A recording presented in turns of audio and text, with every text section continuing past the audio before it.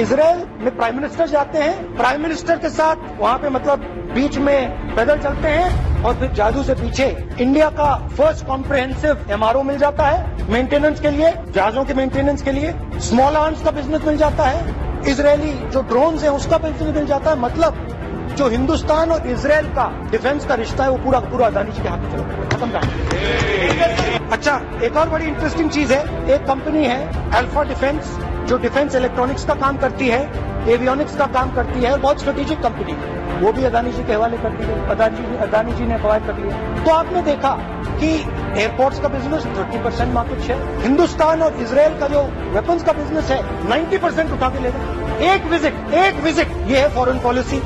चलिए, अब मैंने आपको इजराइल की बात बताई, ऑस्ट्रेलिया चलते हैं। ऑस्ट्रेलिया चलिए, ऑस्ट्रेलिया में प्रधानमंत्री जाते हैं। आप बोलिए सर। स्पीकर सर, प्रधानमंत्री जी ऑस्ट्रेलिया जाते हैं और जादू से State Bank of India $1 billion loan Adani ji को। उसके बाद मैं उदाहरण दे रहा हूँ, पूरी दुनिया में मोदी जी जाते हैं, घूमते हैं, तो मैं बता देता हूँ क्या होता है वहाँ पे।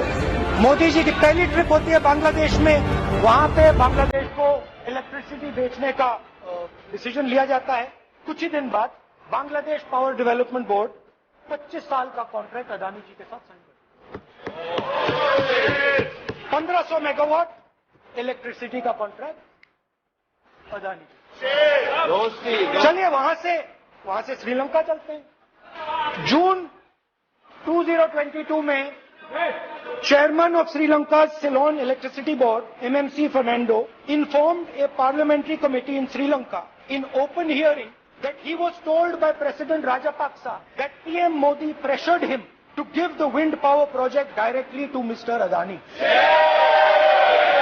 मतलब श्रीलंका इलेक्ट्रिसिटी बोर्ड के चेयरमैन कहते हैं कि उन्होंने राजापाक्सा जी ने कहा कि हिंदुस्तान के प्रधानमंत्री ने उनको कहा है कि ये विंड पावर का प्रोजेक्ट है, ये अदानी जी को देना है।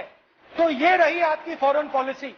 ये हिंदुस्तान की फॉरेन पॉलिसी नहीं है, ये अदानी जी की फॉरेन पॉलिसी है, उनके बिजनेसेस बनाने की फॉरेन पॉलिसी है।